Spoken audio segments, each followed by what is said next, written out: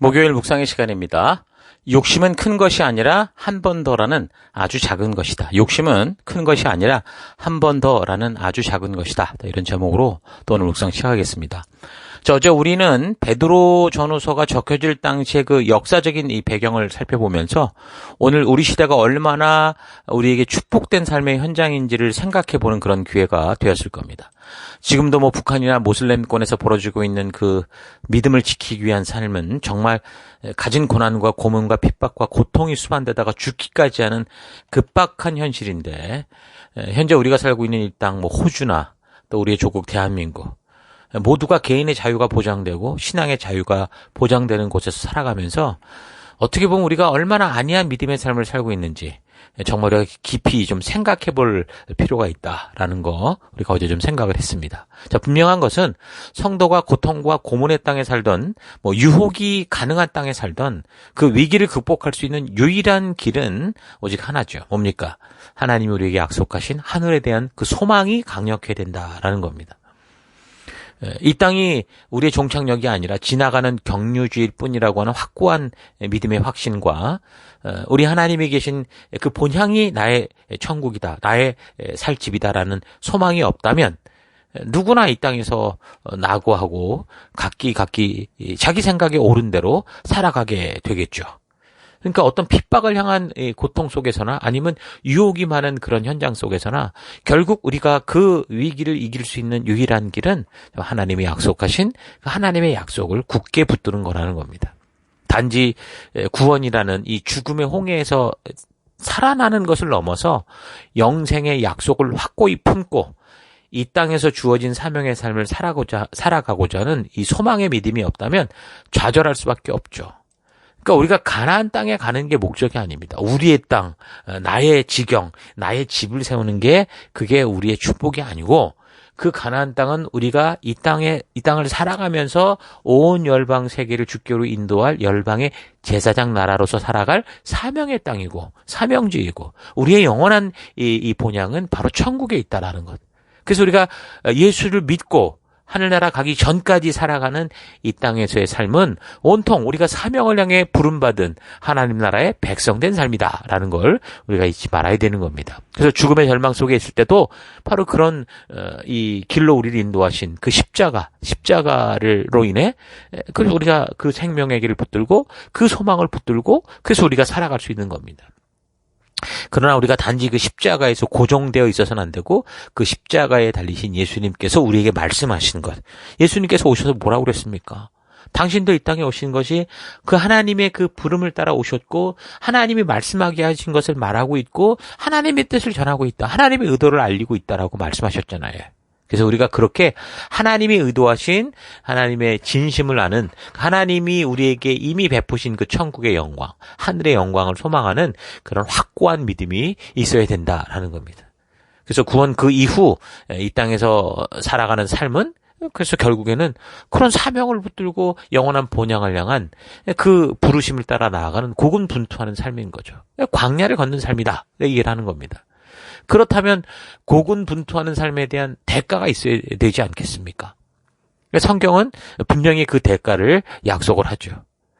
우리에게 영원한 생명을 약속하고 있고 하나님 나라의 그 영원한 축복을 분명히 약속하고 있습니다. 그런데 이제 많은 교인들이 그런 고군분투하는 삶의 대가를 그렇게 우리의 본향이 아니라 바로 이 땅에서 받으려 한다는 것. 아니 지금 스파이가 예를 들어서 어떤 적국에 잠입을 했으면 거기서 한 사건을 마무리한다고 거기서 이제 보장받고 그 적국의 땅에서 그냥 배부르게 사는 그런 스파이가 어디 있습니까? 마찬가지라는 거죠. 그것이 성도의 신앙의 삶을 어렵게 하는 게 뭐냐? 결국 이 땅에서 뭔가 대가를 받고자 하는 우리의 약속, 영원한 이 하나님의 그 약속이 천국에 있다라는 사실을 자꾸 잊기 때문에 그러는 겁니다. 마태복음 6장에서 예수님 뭐라고 말씀하십니까? 너희는 스스로를 위하여 재물을 땅에다가 쌓아두지 말아라. 땅에서는 좀이 먹고 녹이 슬어서 망가지며 도둑들이 뚫고 들어와서 훔쳐간다. 그러므로 너희 재물을 하늘에 쌓아두어라. 거기에는 좀이 먹거나 녹이 슬어 망가지는 일이 없고 도둑이 뚫고 들어와서 훔쳐가지도 못한다. 너희의 재물이 있는 곳에 너희의 마음이 있다. 자, 그래서 이 땅이 아니라 하늘에 보화를 쌓아가는 것. 그게 바로 오늘 성도인 우리의 사명이고 우리가 이 땅을 살아가는 삶의 방법이라는 겁니다. 그 하늘 백성으로 영광스러운 천국에 들어갈 확고한 소망, 산 소망을 그래서 우리가 붙들 수 없으면 그 하늘에 참으로 영광스러운 인내의 상이 있다라는 것을 우리가 붙들지 못한다면 어떻게 됩니까? 십자가를 통해 홍해를 건너도 앞으로 나아가지 못하고 어떻게 해요? 늘 원망하고 불평을 일삼으며 조금만 고난과 핍박이 와도 쉽게 믿음을 배신하고 우상을 숭배하는 금송아지를 찾아내는 그런 존재가 되고 마는 거죠.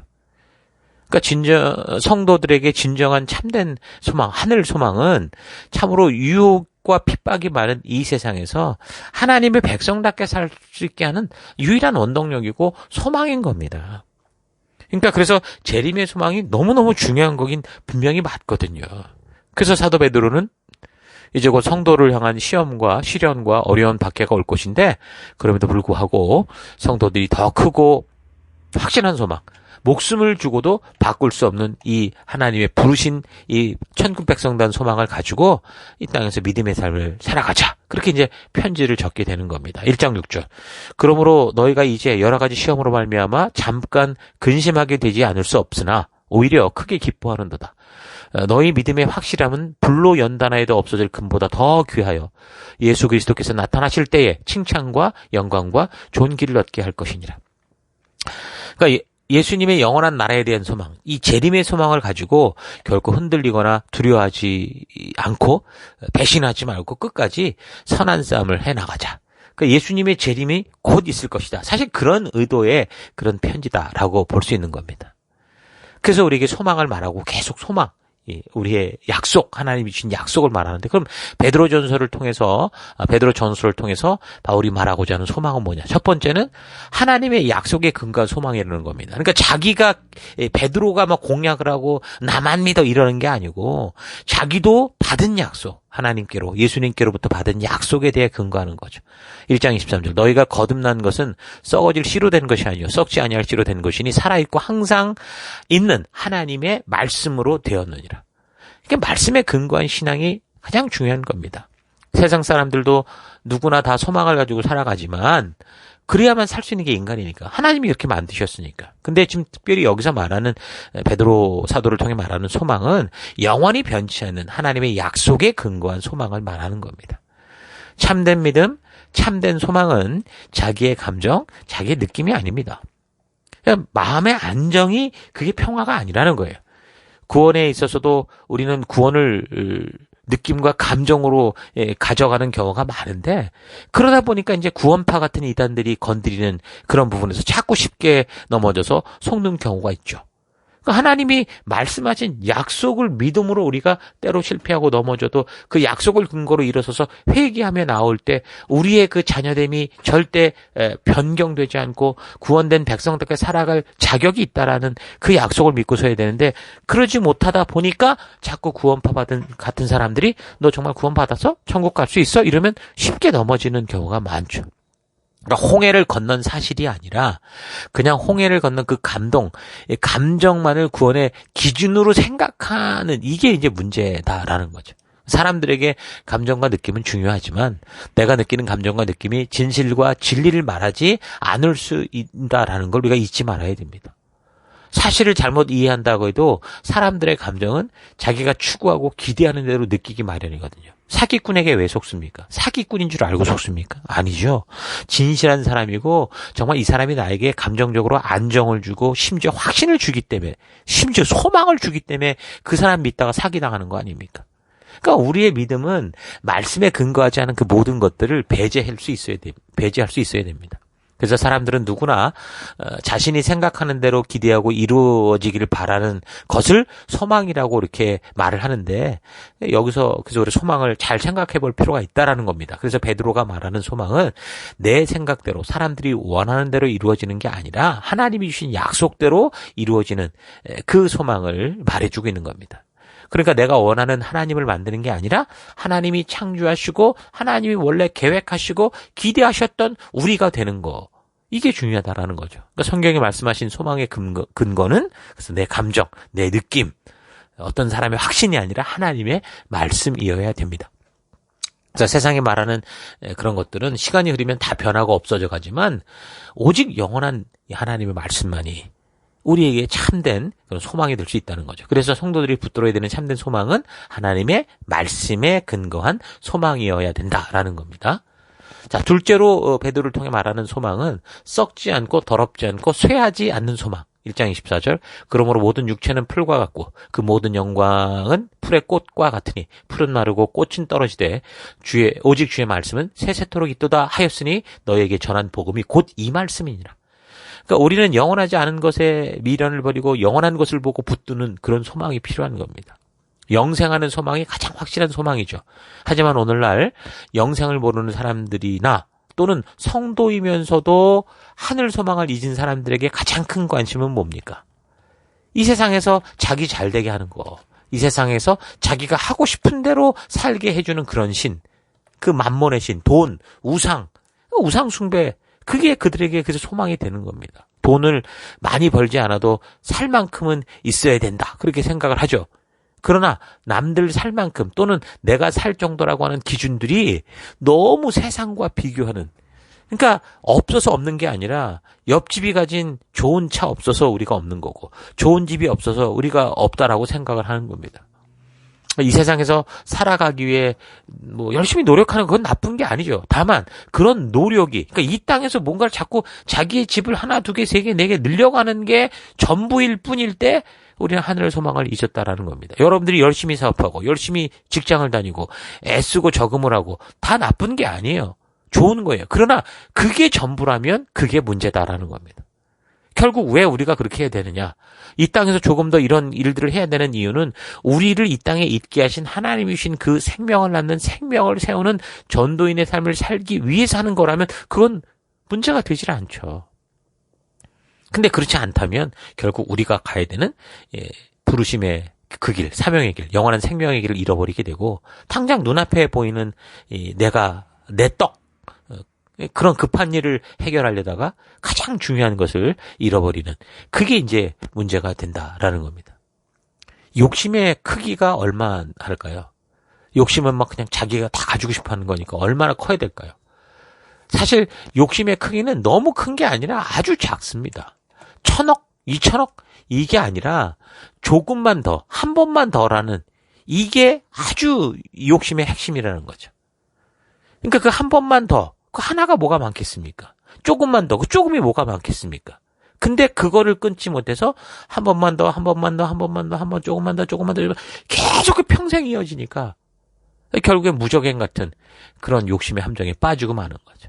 오늘날에는 특히 더 큰 핍박이 아니라 그런 작은 욕심에 의한 시험에 아주 많이 무너지게 됩니다. 그러니까 특히 이제 살만한 나라들 속에 살아가는 그런 모든 성도들은 전부 조금만 더, 하나만 더, 한 번만 더, 내가 올해까지는 열심히 하고 내년에 이런 것 때문에 결국에는 다 무너지죠. 그래서 베드로는 영원한 가치가 있는 그 소망, 영원히 흔들리지 않는 소망, 죽으면 끝나는 게 아니라 죽음 너머까지 이루어질 수 있는 그 소망을 붙들어야 된다라는 것을 전해주는 거죠.